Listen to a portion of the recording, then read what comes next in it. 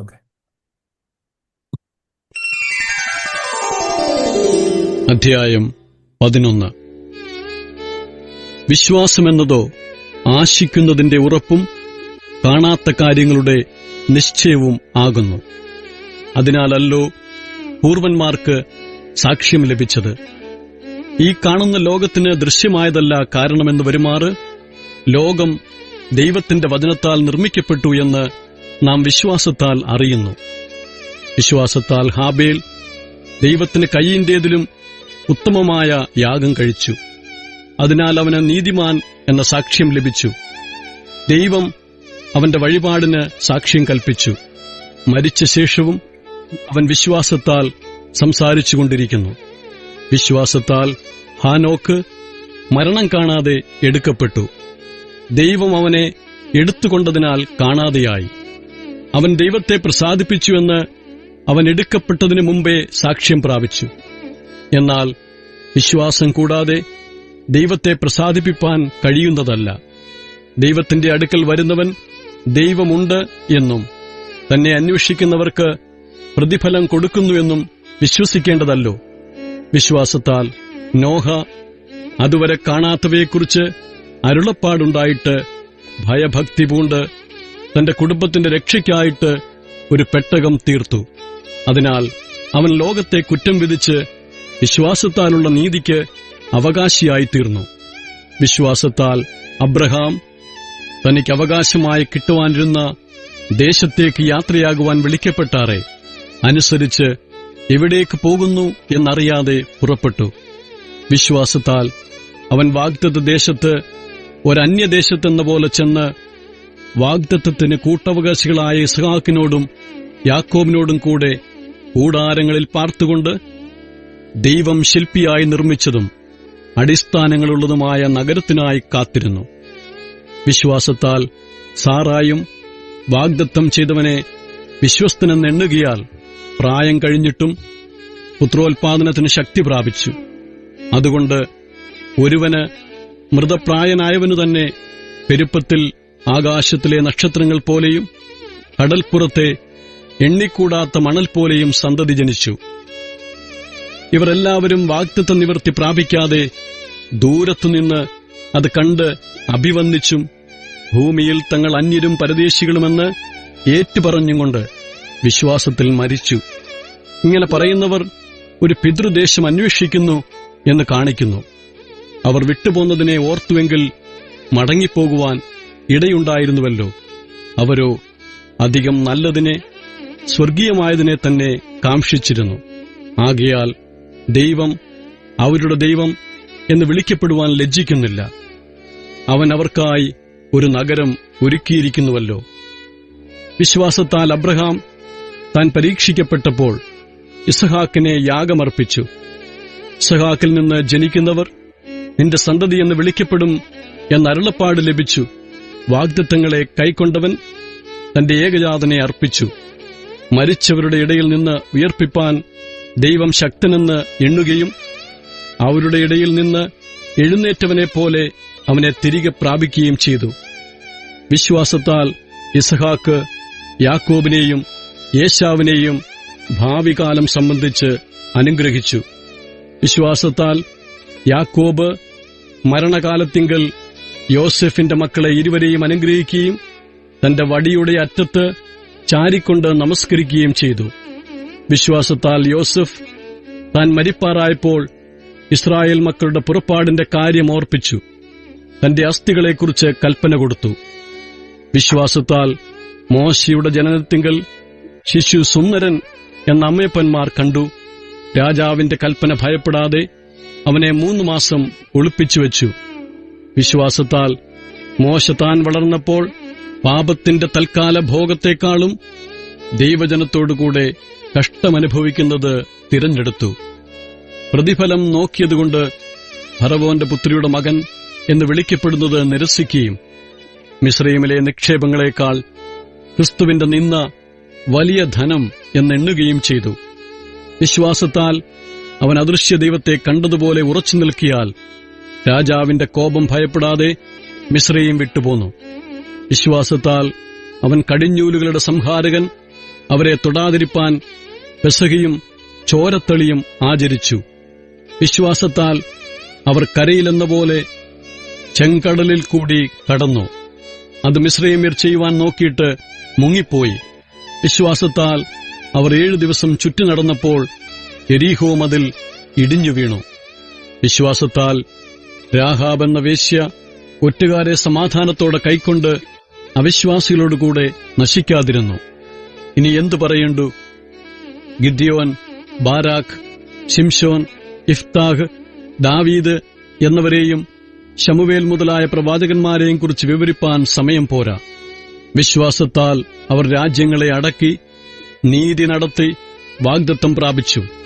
സിംഹങ്ങളുടെ വായടച്ചു, തീയുടെ ബലം കെടുത്തു, വാളിന്റെ വായ്ക്ക് തെറ്റി, ബലഹീനതയിൽ ശക്തി പ്രാപിച്ചു, യുദ്ധത്തിൽ വീരന്മാരായി തീർന്നു, അന്യന്മാരുടെ സൈന്യങ്ങളെ ഓടിച്ചു.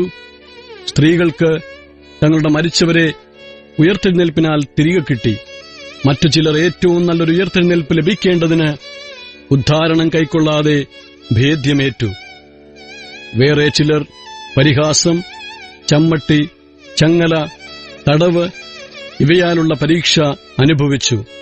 കല്ലേറ് ഏറ്റു, ഈർച്ചവാളാൽ അറുക്കപ്പെട്ടു, പരീക്ഷിക്കപ്പെട്ടു, വാളാൽ കൊല്ലപ്പെട്ടു, ജടയാടുകളുടെയും കോലാടുകളുടെയും തോൽ ധരിച്ചു. ബുദ്ധിമുട്ടും ഉപദ്രവവും കഷ്ടവും സഹിച്ചു. കാടുകളിലും മലകളിലും ഗുഹകളിലും ഭൂമിയുടെ പിളർപ്പുകളിലും ഉഴന്നുവലഞ്ഞു. ലോകം അവർക്ക് യോഗ്യമായിരുന്നില്ല. അവർ എല്ലാവരും വിശ്വാസത്താൽ സാക്ഷ്യം ലഭിച്ചിട്ടും വാഗ്ദത്ത നിവൃത്തി പ്രാപിച്ചില്ല.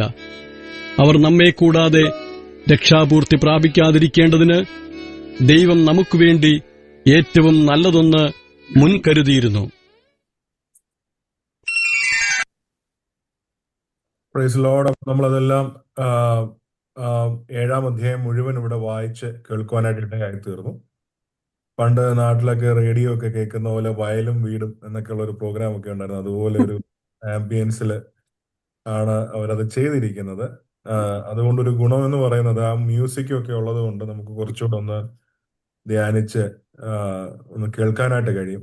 പ്രത്യേകിച്ച് വണ്ടി ഓടിക്കുമ്പോഴും നമ്മൾ കിച്ചണിൽ ജോലി ചെയ്യുമ്പോഴും ഇരുന്ന് വായിക്കാൻ പറ്റുന്നില്ലെങ്കിലും ഈ ആപ്പ് ഉണ്ടെങ്കിൽ നമുക്കത് വചനം വായിച്ച് കേൾപ്പിക്കാനായിട്ട് ഇടയായിത്തീരും. 11-ാമത്തെ അധ്യായം നമുക്ക് എല്ലാവർക്കും അറിയാം. നമ്മളും പ്രസംഗിച്ചിട്ടുണ്ട്, നമ്മൾ പ്രസംഗങ്ങൾ കേട്ടിട്ടുമുണ്ട്. അതുകൊണ്ട് ഞാൻ ഒരുപാട് ഇതിൽ നിന്ന് എല്ലാം ഒന്നും പറയാനായിട്ട് ആഗ്രഹിക്കുന്നില്ല. എങ്കിലും എൻ്റെ ഹൃദയത്തിൽ തൊട്ട ചില കാര്യങ്ങൾ മാത്രമേ നമ്മൾ ഈ 11-ാം അധ്യായത്തിൽ നിന്ന് ചിന്തിക്കുന്നുള്ളൂ. നേരത്തെ പറഞ്ഞതുപോലെ അതിന്റെ കാരണം എന്ന് പറയുന്നത് നമ്മൾ പ്രസംഗിച്ചിട്ടുണ്ട്, മറ്റുള്ളവരുടെ പ്രസംഗം നമ്മൾ ഒരുപാട് ഈ അധ്യായത്തിൽ നിന്ന് കേട്ടിട്ടുണ്ട്. അപ്പോൾ ഒന്നാമത്തെ ഒരു ഭാഗം ഈ അധ്യായത്തിൽ നിന്ന് ചിന്തിപ്പാനായിട്ട് ആഗ്രഹിക്കുന്നത് 8 മുതൽ 10 വരെയുള്ള വാക്യങ്ങളാണ്. അത് ഞാനൊന്ന് വായിച്ച് ഒന്നുകൂടെ കേൾപ്പിക്കാം. വിശ്വാസത്താൽ അബ്രഹാം തനിക്ക് അവകാശമായി കിട്ടുവാനിരുന്ന ദേശത്തേക്ക് യാത്രയാകുവാൻ വിളിക്കപ്പെട്ടാറെ അനുസരിച്ച് എവിടേക്ക് പോകുന്നു എന്നറിയാതെ പുറപ്പെട്ടു. വിശ്വാസത്താൽ അവൻ വാഗ്ദത്ത ദേശത്ത് ഒരു അന്യദേശത്ത് എന്ന പോലെ ചെന്ന് വാഗ്ദത്തത്തിന് കൂട്ടവകാശികളായ ഇസഹാക്കിനോടും യാക്കോബിനോടും കൂടെ കൂടാരങ്ങളിൽ പാർത്തുകൊണ്ട് ദൈവം ശില്പിയായി നിർമ്മിച്ചതും അടിസ്ഥാനങ്ങളുള്ളതുമായ നഗരത്തിനായി കാത്തിരുന്നു. അപ്പോൾ ഈ 11-ാം അധ്യായം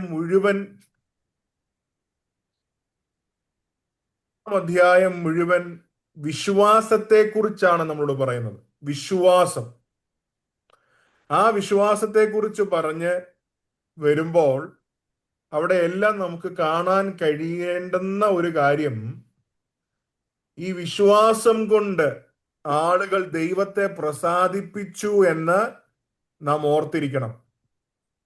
വിശ്വാസം കൊണ്ട് ആളുകൾ ദൈവത്തെ പ്രസാദിപ്പിച്ചു.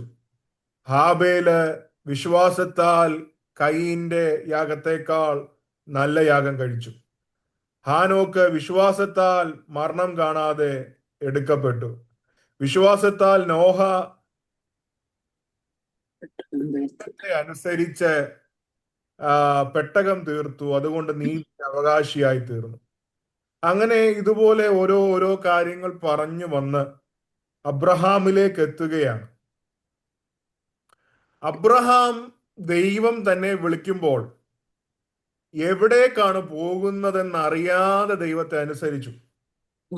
കാണിപ്പാനിരിക്കുന്ന ദേശത്തേക്ക് പോക എന്ന് അബ്രഹാമിനോട് പറഞ്ഞപ്പോൾ കാണിപ്പാനിരിക്കുന്ന ദേശം ഏതാണെന്നോ കാണിപ്പാനിരിക്കുന്ന ദേശം എങ്ങനെ ഉണ്ടാകുമെന്നോ ഒന്നും പറഞ്ഞില്ല. പക്ഷേ അബ്രഹാം എന്ത് ചെയ്തു? പുറപ്പെട്ടു. എങ്ങോട്ട് പോകുന്നു എന്നറിയാതെ പുറപ്പെട്ടു.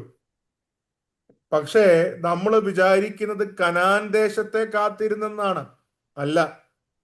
10-ാമത്തെ വാക്യത്തിൽ പറയുന്നത് ദൈവം ശില്പിയായി നിർമ്മിച്ചതും അടിസ്ഥാനങ്ങൾ ഉള്ളതുമായ നഗരത്തിനായിട്ട് കാത്തിരുന്നു. താൻ അന്യദേശത്ത് എന്ന പോലെ വാഗ്ദത്ത ദേശത്ത് ചെന്നു. എവിടെ ചെന്നു?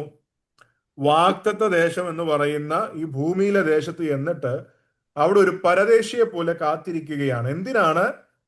ദൈവം നിർമ്മിച്ച അടിസ്ഥാനങ്ങളുള്ളതായ നഗരത്തിനായിട്ട്.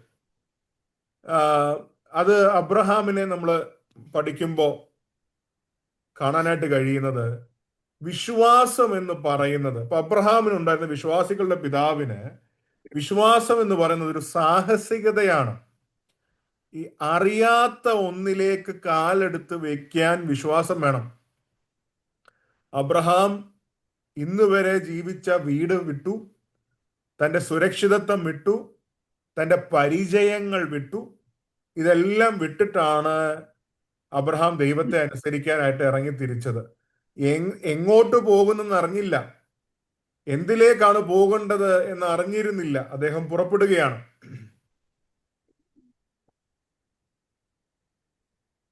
പലപ്പോഴും ദൈവത്തിന്റെ വാക്തത്വങ്ങൾ അല്ലെങ്കിൽ ദൈവത്തിന്റെ ശബ്ദം നമ്മളും ഇതുപോലെ അനുസരിക്കാൻ തയ്യാറാകാൻ ഇടയായി തീരണം.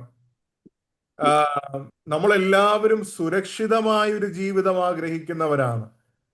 കംഫർട്ടബിൾ ആയിട്ടുള്ള, ഫെമിലിയർ ആയിട്ടുള്ള, പരിചിതമായിട്ടുള്ള ജീവിതം ആഗ്രഹിക്കുന്നവരാണ്. സാഹസികതയൊന്നും എടുക്കാൻ താല്പര്യമുള്ളവരല്ല. എന്നാൽ നാം മനസ്സിലാക്കേണ്ടുന്ന കാര്യം, ദൈവം നമ്മളിൽ നിന്ന് ആഗ്രഹിക്കുന്നത് അബ്സല്യൂട്ട് ഒബീഡിയൻസ് ആണ്, പൂർണ്ണമായ അനുസരണമാണ്. ഇപ്പൊ നമ്മൾ വിശ്വാസത്താൽ സ്റ്റെപ്പ് എടുക്കുമ്പോൾ ആ വിശ്വാസത്തിൽ സ്റ്റെപ്പ് എടുക്കുമ്പോൾ ഓരോ സ്റ്റെപ്പും കാണാനായിട്ട് കഴിയില്ല. നമുക്കങ്ങനെ ചിന്തിച്ചുകൂടാ. നമ്മൾ വിചാരിക്കും വിശ്വാസത്താൽ സ്റ്റെപ്പ് എടുക്കുമ്പോൾ അടുത്തത് എങ്ങോട്ടാ, അടുത്ത സ്റ്റെപ്പ് എന്തുവാ, ഇങ്ങനെയൊക്കെ നമ്മുടെ മുൻപിൽ തെളിഞ്ഞു വരും എന്ന് നമ്മൾ ചിന്തിക്കും. അങ്ങനല്ല. അങ്ങനെ ആണെങ്കിൽ അതിന് വിശ്വാസത്തിന്റെ ആവശ്യമില്ല.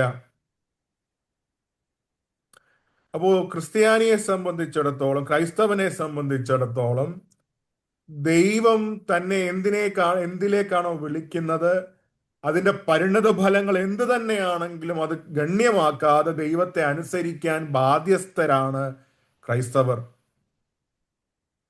അത് നാം മറന്നു പോകരുത്. മാത്രമല്ല, അടുത്തത്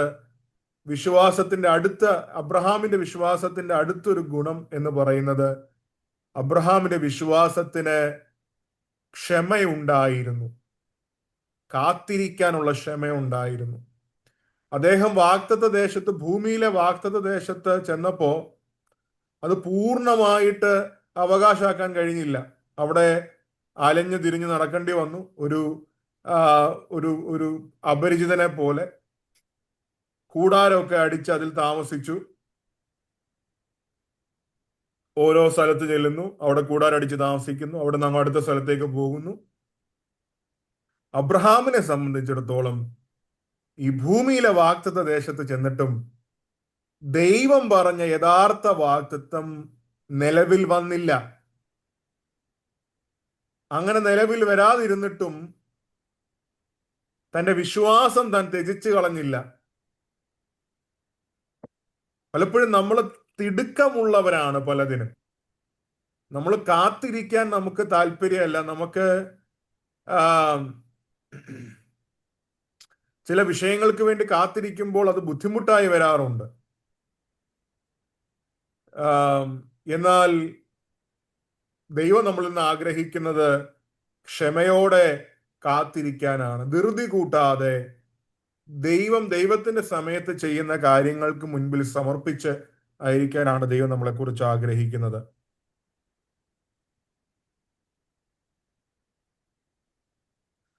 Faith waits, works and hopes even when nothing seems to be happening. ഒന്നും സംഭവിക്കുന്നില്ല എന്ന് തോന്നുമ്പോഴും വിശ്വാസം കാത്തിരിക്കുന്നു, വിശ്വാസം പ്രവർത്തിക്കുന്നു, വിശ്വാസം പ്രത്യാശിക്കുന്നതാണ്. അപ്പോ വിശ്വാസം നമുക്കുണ്ടോ എന്നറിയണമെങ്കിൽ കാത്തിരിക്കാൻ ഒരു മനസ്സ് നമുക്കുണ്ടോ എന്ന് മാത്രം നോക്കിയാൽ മതി. അടുത്തത് അബ്രഹാമിന്റെ വിശ്വാസത്തിന്റെ ഗുണം എന്ന് പറയുന്നത് ഈ ലോകത്തിനപ്പുറത്തുള്ളൊരു ദർശനം അദ്ദേഹത്തിന് ഉണ്ടായിരുന്നു. ഈ ലോകത്തിലേക്ക് തന്നെ ദർശനം ചുരുങ്ങിപ്പോയില്ല. ചില ഇതിഹാസങ്ങളൊക്കെ പറയുന്നത് അബ്രഹാമ് പുതിയ യെരുശലേമിന്റെ ഒരു ദർശനം തന്നെ ദൈവം കാണിച്ചിരുന്നു എന്ന് ചില ഇതിഹാസങ്ങളിലൊക്കെ പറയുന്നുണ്ട്. അതുണ്ടായിരിക്കാം. അതുകൊണ്ടാണ് അബ്രഹാം എന്ത് ചെയ്യുന്നത്, ഇവിടെ പറയുന്നത് അടിസ്ഥാനങ്ങൾ ഉള്ള നഗരത്തിന് വേണ്ടി, ദൈവം ശില്പിയായിട്ട് നിർമ്മിച്ച നഗരത്തിന് വേണ്ടി തന്നെ കാത്തിരുന്നു എന്നുള്ളത്. അപ്പോ നമ്മുടെ ദർശനം ഈ ഭൂമിയിൽ ആയി പോകാനായിട്ട് ഇടയായി തീരരുത്. നമ്മുടെ ദർശനം ഭൂമിയിലെ കാര്യങ്ങളിൽ ഒതുങ്ങിപ്പോകരുത്. ഈ അന്ത്യകാലത്തെ കുറിച്ച് പറയുന്നത് മനുഷ്യർ സ്വസ്നേഹികളും എന്ന് പറഞ്ഞിട്ട് നമുക്ക് തിമത്യോസിന്റെ ലേഖനത്തിൽ വായിക്കാനായിട്ട് കഴിയുന്നുണ്ട്. അവരവരുടെ കാര്യങ്ങൾ മാത്രം ചിന്തിക്കുകയും പണത്തിനു വേണ്ടി ഓടുകയും ഒക്കെ ചെയ്യുന്ന ഒരു അന്ത്യകാല ക്യാരക്ടറിസ്റ്റിക് ഉണ്ട്. അത് നമ്മളിൽ വരരുത്. നമ്മുടെ വിഷൻ, നമ്മൾ ഇറങ്ങി തിരിച്ചപ്പോൾ നമുക്കൊരു ദർശനം ഉണ്ടായിരുന്നു. ആ ദർശനം എന്ന് പറയുന്നത് ഈ ഭൂമിയിലെ ഒന്നുമല്ല, പിന്നെയോ സ്വർഗത്തിലാണ് നമ്മുടെ നാട് എന്നൊരു ദർശനം. ആ ദർശനം നമ്മൾ മറന്നു പോകരുത്.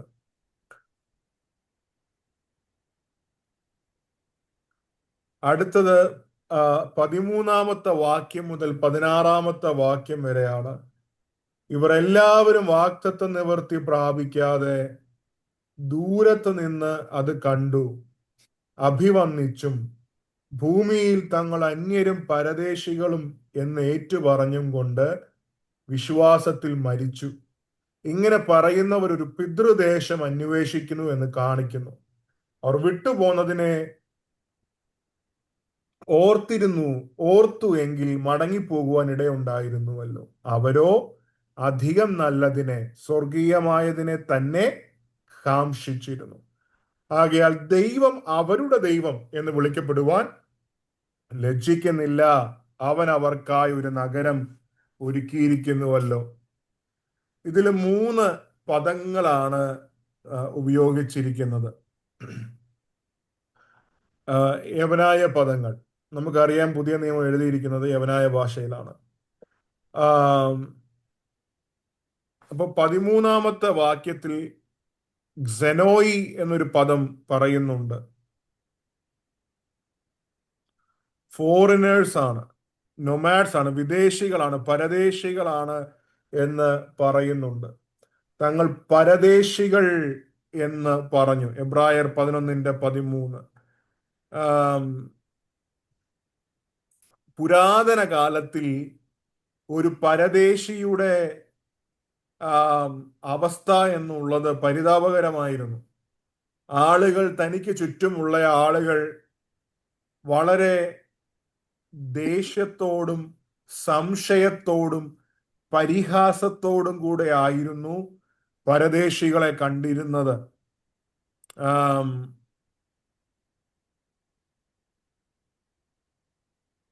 നമുക്ക് ഈ കാലഘട്ടത്തിൽ ജീവിക്കുമ്പോൾ നമ്മളും അതൊക്കെ കാണാറുണ്ട്.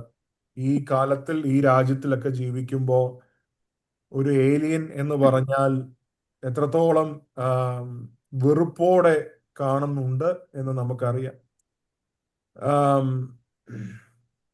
അപ്പോ അങ്ങനെ ഒരു പദമാണ് സെനോയി എന്നുള്ള പദം. ഇനി 11-ാം അധ്യായത്തിന്റെ 9-ാം വാക്യത്തിൽ അപ്പൊ പരദേശി എന്നുള്ളൊരു പദം ഉപയോഗിക്കുന്നു. ഇനി 11:9 പരോയിക്കോസ് എന്നൊരു പദം ഉപയോഗിച്ചിട്ടുണ്ട്. അതിന്റെ അർത്ഥം അവിടെ തന്നെ എഴുതിയിട്ടുണ്ട് 9-ാമത്തെ വാക്യത്തിൽ.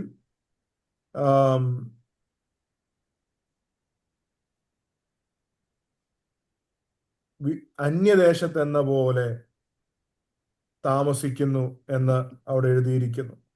അതും ഈ പരദേശികൾ എന്നുള്ള അർത്ഥത്തിലാണ് ആ പദവും ഉപയോഗിച്ചിരിക്കുന്നത്. 3-ാമത്തെ പദം എന്ന് പറയുന്നത് പാരപിഡേമോസ് എന്നുള്ളൊരു പദമാണ്. ആ പദം ഉപയോഗിച്ചിരിക്കുന്നത് എബ്രായർ 11:13 അന്യർ എന്നുള്ള പദം നമുക്ക് കാണാനായിട്ട് കഴിയുന്നുണ്ട്. അന്യർ എന്ന് പറയുമ്പോൾ അവിടെ എഴുതിയിരിക്കുന്നത് ഈ താൽക്കാലികമായിട്ട് ഒരു സ്ഥലത്ത് വന്ന് താമസിക്കുന്ന ആളുകൾ. നമ്മളെല്ലാം ട്രിപ്പ് പോകുന്നവരാണ്. എവിടെങ്കിലുമൊക്കെ നമ്മൾ ചിലപ്പോൾ ഒക്ലഹോമയ്ക്ക് പോകുമായിരിക്കും, മറ്റൊരു സംസ്ഥാനത്ത് പോകുമായിരിക്കും. പോകുമ്പോൾ അവിടെ നമുക്ക് സ്വന്തമായിട്ട് വീടില്ല. നമ്മൾ അവിടെ ഒരു ലോഡ്ജിൽ താമസിക്കും, ഒരു ഹോട്ടലിൽ താമസിക്കും. ആ ഹോട്ടലിൽ താമസിക്കുന്നു എന്ന് പറയുന്നത് പോലെ ആണ് ഇവിടെ എബ്രായ ലേഖകൻ ക്രൈസ്തവരെ വിശേഷിപ്പിച്ചിരിക്കുന്നത്. നിങ്ങൾ ഈ ലോകത്തിൽ താമസിക്കുന്നത് അന്യരായിട്ടാണ്, പരദേശികളായിട്ടാണ് എന്ന് ഓർപ്പിക്കുകയാണ്. നേരത്തെ ഞാൻ സൂചിപ്പിച്ചല്ലോ, ഇന്ന് നമ്മുടെ ഈ അമേരിക്കയിൽ കഴിഞ്ഞ ഏകദേശം 1 വർഷത്തിലധികമായിട്ട് നമ്മൾ പല കാഴ്ചകൾ കാണുന്നുണ്ട്. തീർച്ചയായിട്ടും ഒരു രാജ്യത്തിന്റെ നിയമങ്ങൾ ചെയ്തേ മതിയാകത്തുള്ളൂ. പക്ഷെ എങ്കിലും മനുഷ്യരെ ഓടിച്ചിട്ട് നായ്ക്കളെ പിടിക്കുന്നത് പോലെ പിടിക്കുന്നത് കാണുമ്പോൾ, മാത്രമല്ല പല ആളുകളുടെ ഉള്ളിൽ ഈ ദേശത്ത് അന്യദേശത്ത് നിന്ന് താമസിക്കുന്ന നമ്മളെപ്പോലുള്ള ആളുകളെ കാണുമ്പോൾ ഉണ്ടാകുന്ന പുച്ഛവും ഒരു മനോഭാവവും ഒക്കെ കാണുമ്പോൾ തന്നെ നമുക്ക് മനസ്സിലാകും എത്രത്തോളം വേദന ഉള്ളതാണെന്ന്. അതുപോലെ തന്നെ ആണ് പുതിയ നിയമത്തിൽ എബ്രായ ലേഖകൻ ക്രൈസ്തവരെ ഉപമിച്ചിരിക്കുന്നത്. ക്രൈസ്തവർ ഈ ലോകത്ത് ജീവിക്കുന്നു എങ്കിലും ഇവിടെ പരദേശികളാണ് എന്ന് പറഞ്ഞാൽ ഇവിടെ സ്വന്തം വീടില്ല, ഇവിടെ വാടകയ്ക്ക് താൽക്കാലികമായിട്ട് താമസിക്കുകയാണ്. അങ്ങനെ താമസിക്കുന്നത് കൊണ്ട് ആളുകൾ സംശയത്തോടെ ഒരു പരദേശിയെ നോക്കും. ഇവന്റെ ഉദ്ദേശം എന്താണ്? ഇവന് പിന്നെ ദേഷ്യത്തോടെ, ഹേറ്റ്രഡോടെ ആൾക്കാരെ നോക്കും, പരിഹാസത്തോടെ പരദേശികളെ നോക്കും. അപ്പോൾ ക്രിസ്ത്യാനികൾ എന്ന നിലയിൽ നമ്മൾ ഈ ലോകത്തിൽ ജീവിക്കുന്നത് അതുപോലെയാണെന്ന് നാം മറന്നു പോകരുത്. അതാണ് എബ്രായ ലേഖകൻ നമ്മളെ ഉത്ബോധിപ്പിക്കുന്നത്. ഒരു പക്ഷേ ഞാൻ വിചാരിക്കും അമേരിക്കയെ വന്നിട്ട് നമ്മളെല്ലാം ഒന്ന് സെറ്റിലായി അല്ലോ എന്ന് മനസ്സിൽ ചിന്തിക്കുമ്പോൾ ആയിരിക്കും ഒരു പക്ഷേ ഇങ്ങനെയുള്ള മറ്റു കാര്യങ്ങളെല്ലാം രാജ്യത്ത് നടക്കുന്നത്. കാര്യം നമ്മളെ കൂടെ ഒന്ന് ഓർപ്പിക്കാനാണ്. സ്തോത്രം, ഇത് നമ്മുടെ ദേശമല്ല, ഭാരതത്തിലല്ല. ഭാരതം നമ്മുടെ മാതൃരാജ്യമാണ്, നമ്മൾ ജനിച്ച രാജ്യമാണ്. അമേരിക്ക നമ്മളെ പോറ്റുന്ന രാജ്യമാണ്, നമ്മൾ വളരെ ബഹുമാനമുണ്ട്. പക്ഷെ ഈ രാജ്യങ്ങളൊന്നും നമ്മുടെ സ്വന്തമല്ല എന്ന് നാം മറന്നു പോകരുത്. നമ്മൾ ജീവിക്കുന്നത് സ്വർഗരാജ്യത്തിന്റെ വെളിപ്പാടിനെ കാംക്ഷിച്ചാണ്. അവിടെയാണ് നമുക്ക് എന്തോ ഉള്ളത്, പൗരത്വമുള്ളത്. അപ്പൊ ഈ ലോകത്തിൽ ദൈവം നമുക്ക് ഇപ്പോൾ തന്നിരിക്കുന്ന ഭവനത്തിനകത്ത് സണ്ണിവെയിൽ, മെസ്കീറ്റ്, റോയ് സിറ്റി ഇങ്ങനെയുള്ള സ്ഥലങ്ങളിലൊക്കെ ദൈവം നമുക്ക് തന്നിരിക്കുന്ന ഭവനങ്ങളിൽ നമ്മൾ താമസിക്കുമ്പോൾ, അല്ലെ തിരുവല്ലയില്, തമിഴ്നാട്ടില് ഒക്കെ താമസിക്കുമ്പോൾ നമ്മൾ ഓർക്കേണ്ട ഒരു കാര്യമുണ്ട്. നമ്മൾ വാടകയ്ക്ക് താമസിക്കുകയാണ്. ഇവിടെ നമുക്കാരുമില്ല. ഈ രാജ്യത്ത് നമുക്ക് ആരുമില്ല. ഈ സ്ഥലത്ത്, ഈ വസിക്കുന്ന സ്ഥലത്ത്, ജനിച്ചു വളർന്ന സ്ഥലമാണെങ്കിലും ഇവിടെ നമുക്ക് ആരുമില്ല. ഇവിടെ പരദേശികളാണ്, അന്യരാണ്. നമ്മൾ പരിഹാസത്തിന് പാത്രമാകുന്നവരാണ്. നമ്മൾ ആളുകളുടെ വെറുപ്പിന് ആകേണ്ടവരാണ്. അത് നമ്മുടെ വിളിക്കകത്തുള്ളതാണ്.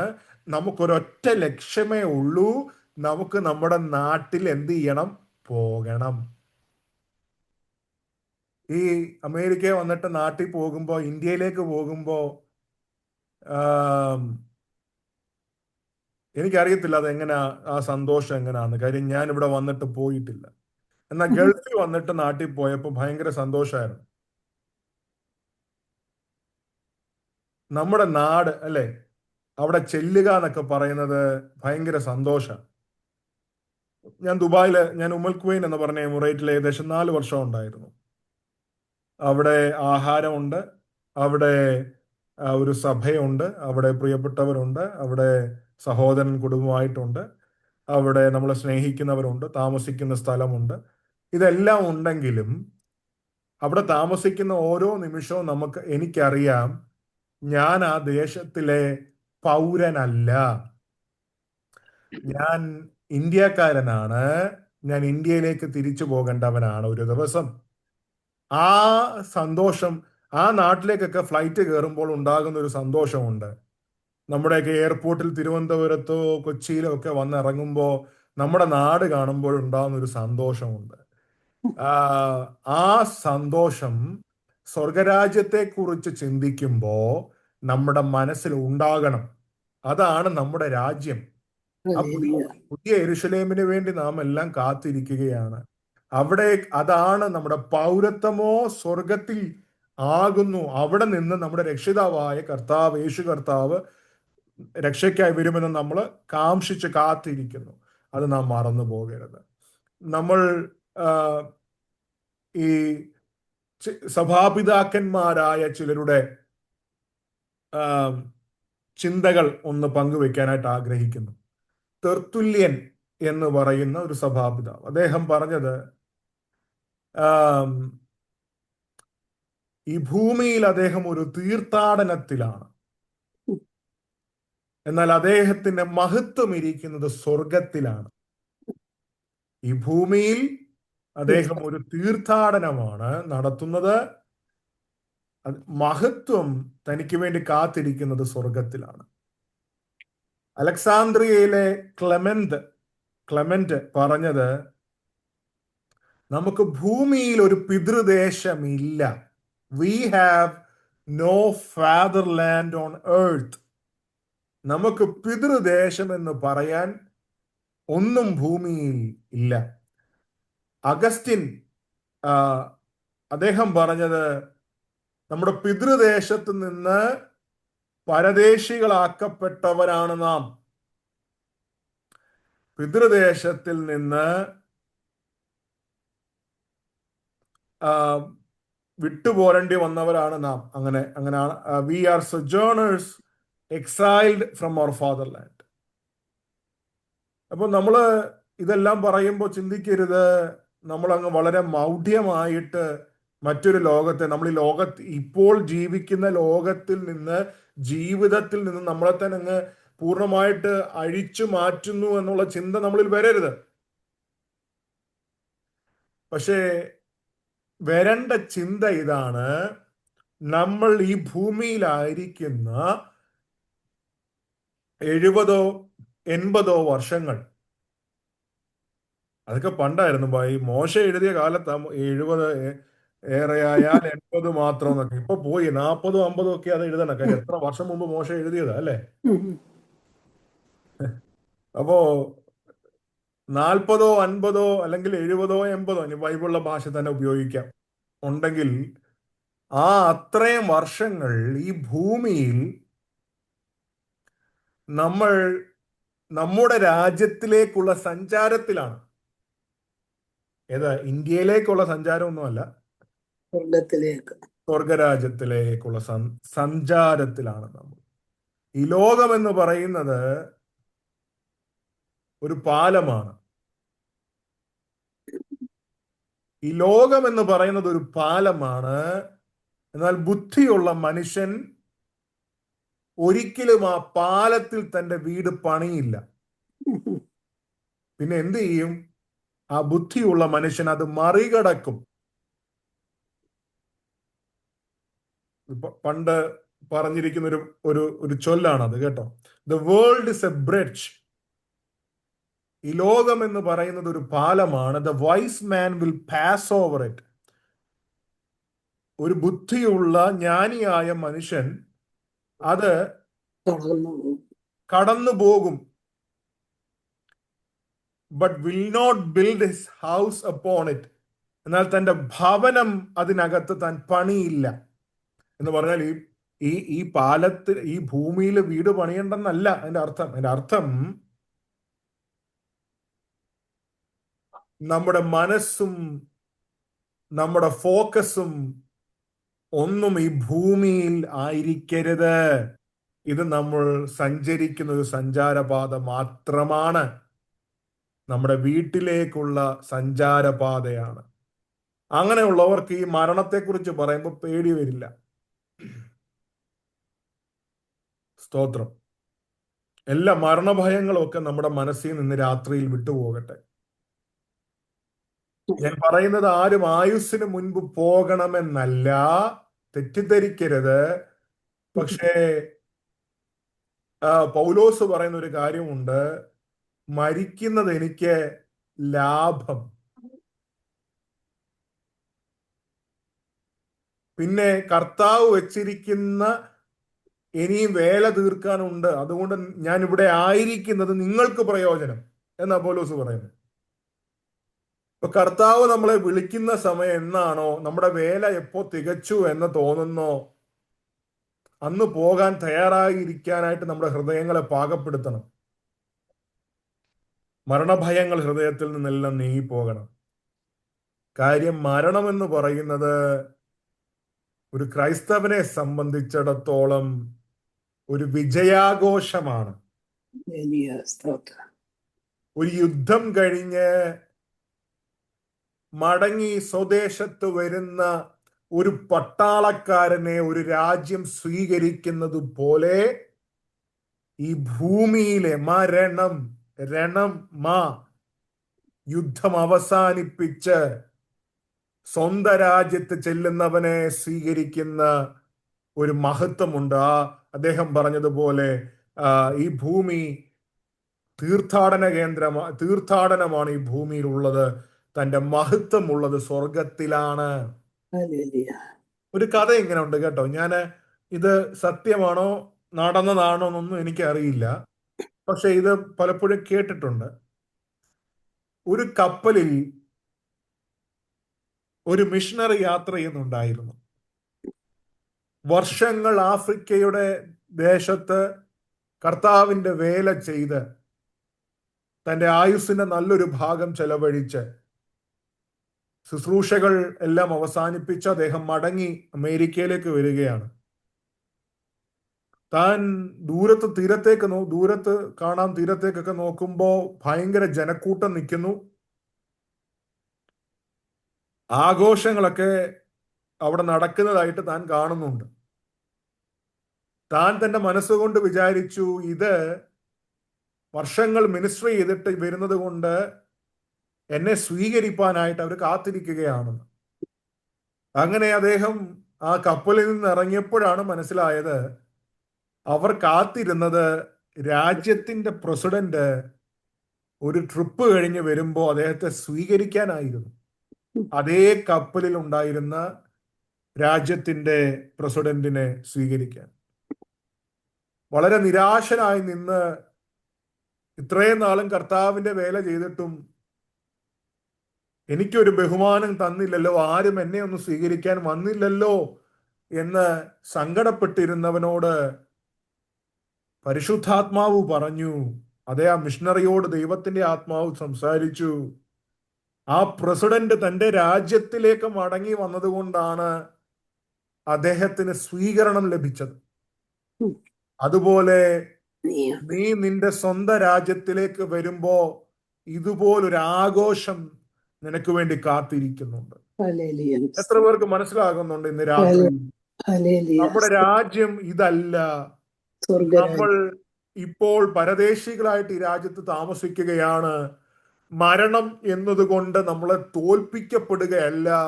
മരണം ദൈവപൈതലിനെ സംബന്ധിച്ചിടത്തോളം നിത്യതയിലേക്കുള്ള പ്രവേശനമാണ്. എന്ന് പറഞ്ഞാൽ അവന്റെ രാജ്യത്തിലേക്ക് കയറുന്ന ടിക്കറ്റാണ് മരണം ഒരു ക്രൈസ്തവനെ സംബന്ധിച്ച്. ഹല്ലേലൂയ. അപ്പൊ ഈ ആളുകൾ ഇവരെല്ലാം നഷ്ടപ്പെട്ടവരാണ്. നമ്മൾ നേരത്തെ വായിച്ചതുപോലെ അവർ വിട്ടുപോകുന്നതിനെ എന്ത് ചെയ്തില്ല? ഓർത്തില്ല. അതാ നേരത്തെ 14-ാമത്തെ വാക്യം പറയും, ഇങ്ങനെ പറയുന്ന ഒരു പിതൃദേശം അന്വേഷിക്കുന്നു. അവർ വിട്ടുപോകുന്നതിനെ ഓർത്തില്ല, അവർ അധികം നല്ലതിനെ, സ്വർഗീയമായതിനെ തന്നെ കാംക്ഷിച്ചിരുന്നു. അവര് ജീവിച്ചത് പ്രതീക്ഷയിലാണ്, പ്രത്യാശയിലാണ്. അവരുടെ കാംക്ഷ സ്വർഗീയമായതിലായിരുന്നു. അത് എത്ര നാളെടുക്കും വരാൻ, ആ നിത്യത വെളിപ്പെട്ട് വരാനെന്ന് അറിയില്ല.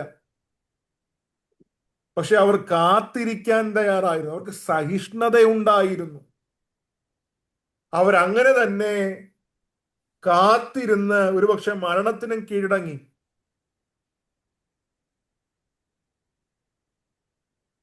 അവര് സ്വർഗീയമായതിനു വേണ്ടി, രാജ്യത്തിനു വേണ്ടി കാംക്ഷിച്ച് സഹിഷ്ണുതയോടെ അവർ ജീവിച്ചു. ആരെക്കുറിച്ച് ഈ പറയുന്നതെന്ന് അറിയാമോ?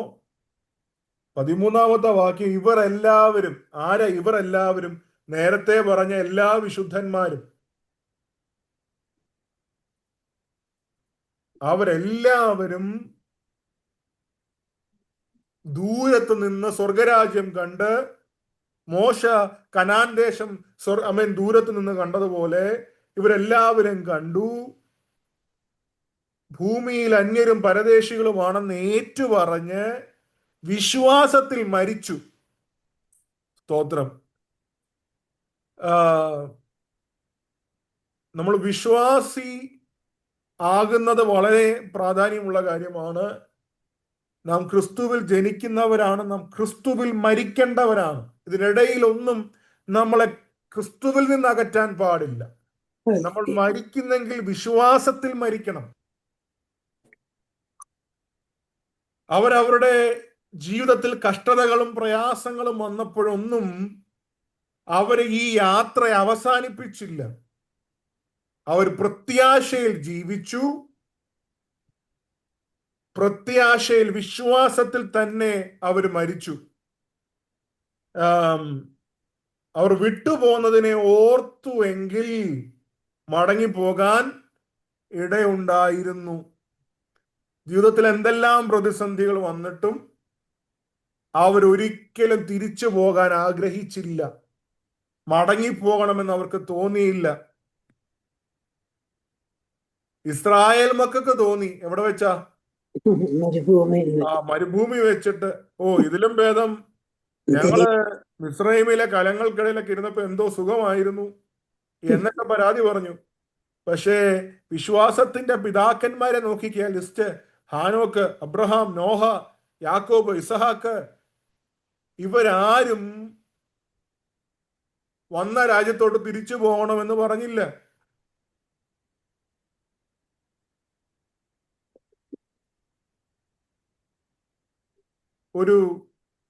ഈ പറക്കുന്നവർക്ക്, ഈ വിമാനത്തിന്റെ ഒരു ടെക്നിക്കൽ സംഭവമാണ് പോയിന്റ് ഓഫ് നോ റിട്ടേൺ. ഒരു ഫ്ലൈറ്റ് ആ പോയിന്റ് ഓഫ് നോ റിട്ടേണിൽ എത്തിയാൽ അതിന് തിരിച്ചു പോകാൻ കഴിയില്ല. കാര്യം, അതിനകത്തുള്ള പെട്രോള് അല്ലെങ്കിൽ അതിന്റെ ഗ്യാസ് തിരിച്ചു പോകാനുള്ളതില്ല. അത് മുന്നോട്ട് പോയേ മതിയാകൂ എന്ന് പറയുന്നത് പോലെ വിശ്വാസിയെ സംബന്ധിച്ചിടത്തോളം പലപ്പോഴും നമ്മൾ വിശ്വാസഗോളത്തിനകത്ത് കാണുന്നത്, വിശ്വാസത്തിൽ വന്നിട്ട് പ്രതിസന്ധികൾ കാണുമ്പോ, ബുദ്ധിമുട്ടുകൾ കാണുമ്പോ പെട്ടെന്ന് തിരിച്ചു പോകുന്ന അപകടങ്ങൾ നമ്മൾ കാണാറുണ്ട്. ഒരു ക്രിസ്ത്യാനിയെ സംബന്ധിച്ചിടത്തോളം അവൻ ഉണ്ടാകേണ്ടുന്ന കാര്യം പോയിന്റ് ഓഫ് നോ റിട്ടേൺ. എന്തെല്ലാം പ്രതിസന്ധി ഉണ്ടെങ്കിലും ഇനി ഞാൻ തിരികെ പോകത്തില്ല എന്നൊരു തീരുമാനം ഒരു ക്രൈസ്തവൻ ഉണ്ടാകണം. 15-ാമത്തെ വാക്യം അതുകൊണ്ടാ പറയുന്നേ, അവരധികം നല്ലതിനെ അല്ലെ വിട്ടുപോകുന്നതിനെ ഓർത്തു എങ്കിൽ മടങ്ങിപ്പോകാൻ ഇടയുണ്ടായിരുന്നു. അവര് 16-ാമത്തെ വാക്യം, അവരോ അധികം നല്ലതിനെ, സ്വർഗീയമായതിനെ തന്നെ കാംക്ഷിച്ചിരുന്നു. ഇത് എബ്രായ ലേഖകൻ പറയുമ്പോ വിശ്വാസത്തിൽ വന്നിട്ട് ഇപ്പോൾ തിരിച്ച് യഹൂദ വിശ്വാസികളായി മടങ്ങി പോകാൻ ആഗ്രഹിക്കുന്നവരോടാണ് എബ്രായ ലേഖകൻ ഇത് പറയുന്നത്. ഇവരെ ഓർപ്പിക്കുകയാണ്. അതുകൊണ്ടാ പറയുന്ന, ആകിയാൽ ദൈവം അവരുടെ ദൈവം എന്ന് വിളിക്കപ്പെടാൻ ലജ്ജിക്കുന്നില്ല.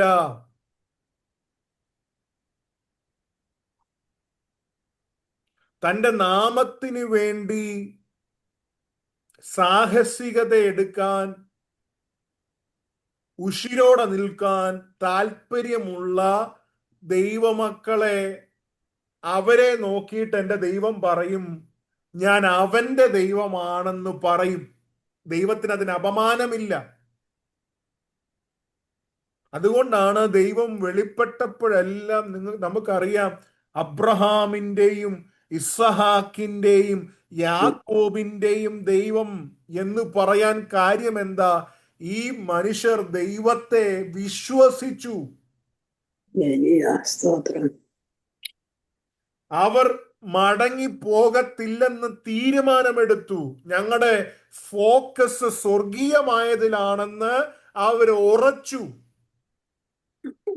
ഈ ഭൂമിയിൽ എൻ്റെ മക്കളുടെ കല്യാണം നടന്നില്ലെങ്കിലും, എനിക്ക് കിട്ടേണ്ടുന്ന സ്വത്ത് കിട്ടിയില്ലെങ്കിലും ഞാൻ പുറകോട്ട് പോകത്തില്ല വിശ്വാസത്തിൽ നിന്ന് എന്നുറയ്ക്കുന്ന ആരെങ്കിലും വിശ്വാസകോളത്തിൽ ഉണ്ടെങ്കിൽ, എൻ്റെ ദൈവം അവരെ നോക്കിയിട്ട് പറയും, ഞാൻ അവരുടെ ദൈവമാണെന്ന് വിളിക്കപ്പെടുന്നതിൽ എനിക്ക് ലജ്ജയില്ല.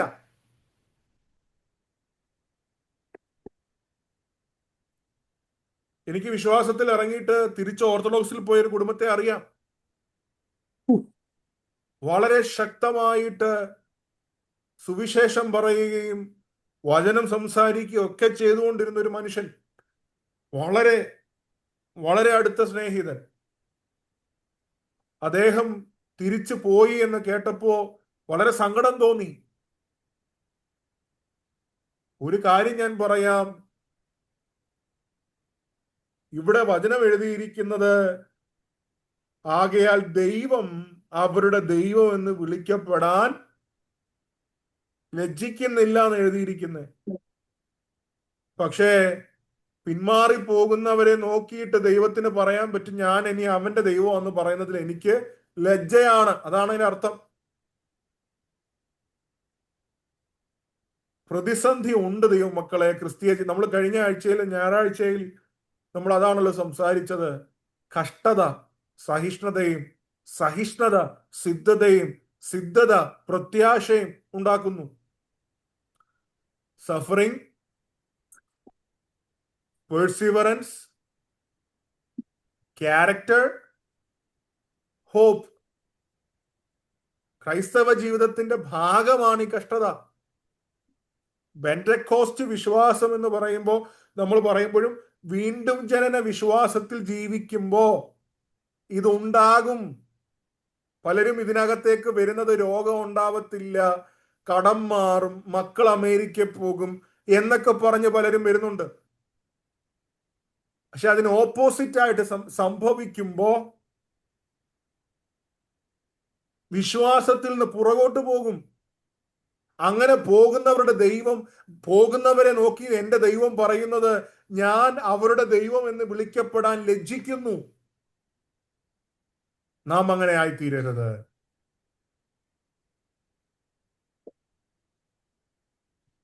എബ്രായർ 11:35 മുതൽ 40 വരെ അവസാനത്തെ വാക്യങ്ങൾ.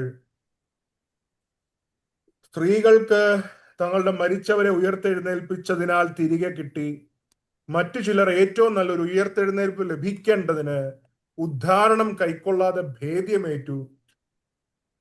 വേറെ ചിലർ പരിഹാസം, ചമ്മട്ടി, ചങ്ങല, തടവ് ഇവയിലുള്ള പരീക്ഷ അനുഭവിച്ചു. കല്ലേറേറ്റു, ഈർച്ചവാളാൽ അറുക്കപ്പെട്ടു, പരീക്ഷിക്കപ്പെട്ടു, വാളാൽ കൊല്ലപ്പെട്ടു, ജടയാടുകളുടെയും കോലാടുകളുടെയും തോൽ ധരിച്ച് ബുദ്ധിമുട്ടും ഉപദ്രവവും കഷ്ടവും സഹിച്ചു.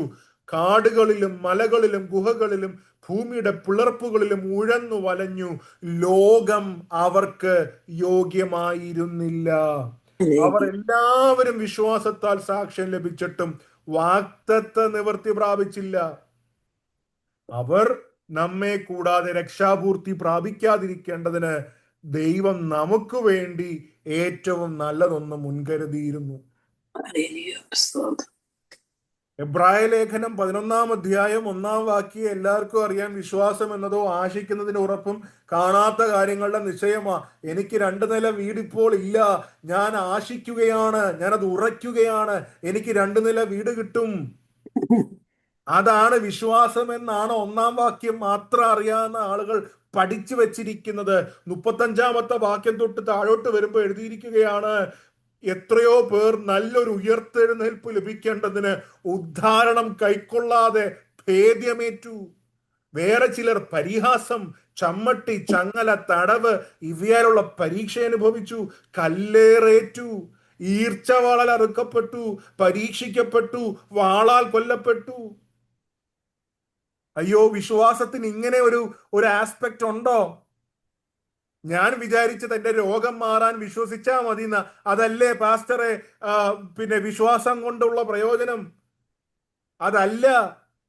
വിശ്വാസം എന്ന് പറയുന്നത് നിത്യതയിൽ നമ്മളെ എത്തിക്കുന്ന വിശ്വാസമാണ്. നമ്മുടെ കാഴ്ചപ്പാട് സ്വർഗത്തിൽ നമുക്കൊരു രാജ്യം ഒരുക്കിയിട്ടുണ്ടെന്ന് വിശ്വസിക്കുന്നതാണ് ഈ വിശ്വാസം. വിശ്വസിച്ചവരാണ് പരിഹാസവും ചമ്മട്ടിയും ചങ്ങലയും തടവും അനുഭവിച്ചത്, കല്ലേർ അനുഭവിച്ചത്, ഈർച്ചവാളാൽ കൊല്ലപ്പെട്ടത്. വാളാൽ കൊല്ലപ്പെട്ടു, ജടയാടുകളുടെ കോലാടുകളുടെ തോൽ ധരിച്ച് ബുദ്ധിമുട്ട് ഉപദ്രവം സഹിച്ചു. കാടും മലയും ഗുഹയും ഭൂമിയുടെ പിളർപ്പും ഉഴന്നു വലഞ്ഞു. അയ്യോ, വിശ്വാസം, ഞാൻ വിചാരിച്ചത് പ്രാർത്ഥനാ വിഷയത്തിന് മറുപടി അല്ല.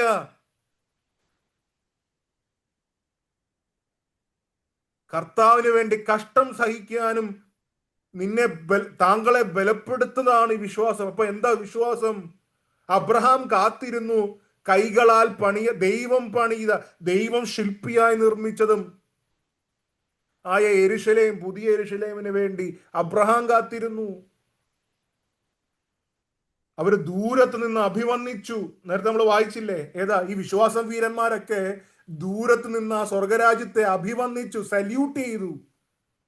ഈ ഭൂമിയിൽ വിശ്വാസത്തിൽ അവർ മരിച്ചു. മരിച്ചത് ഗ്യാസ് കയറി മരിച്ചതല്ല. മരിച്ചത് ചിക്കൻ കാല് തൊണ്ടേ കുടുങ്ങി മരിച്ചതല്ല. അവരെ കൊന്നു.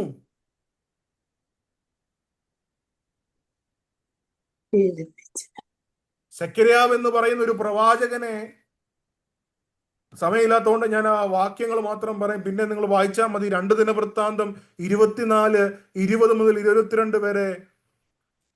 2 ദിനവൃത്താന്തം 24:20 മുതൽ 22 വരെ. പ്രവാചകനായ സെക്കര്യാവിനെ സ്വന്തം ആളുകൾ കല്ലെറിഞ്ഞു കൊന്നു. യെശയ്യാവിനെ ഈർച്ചവാള് കൊണ്ട് അറുത്ത് 2ആയിട്ട് കൊന്നു.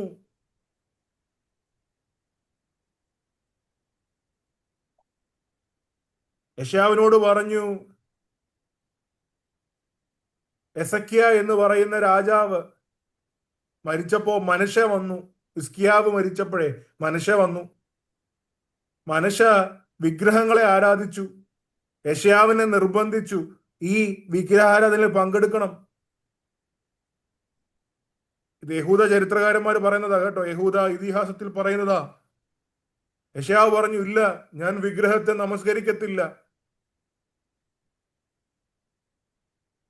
മനശ്ശെ കൽപ്പിച്ചു കൊന്നുകളയാൻ. ഇങ്ങനെ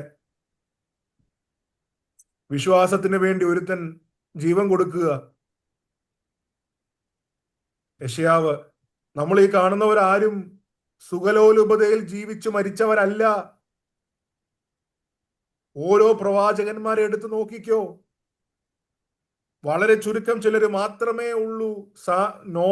ഇനി ശിഷ്യന്മാരുടെ നോക്കിയോ, ശിഷ്യന്മാരുടെ എണ്ണത്തിൽ അപ്പോസ്തലന്മാരിൽ എത്ര പേരുണ്ട് കൊല്ലപ്പെടാതിരുന്നവർ, രക്തസാക്ഷികളാകാത്തവർ? യോഹന്നാൻ മാത്രം. യോഹന്നാൻ മാത്രം. യോഹന്നാനെ എണ്ണയിൽ തിളച്ച എണ്ണയിലിട്ട് കൊല്ലാൻ നോക്കി, നടന്നില്ല, അതുകൊണ്ട് ഡീപ്പോർട്ട് ചെയ്തു.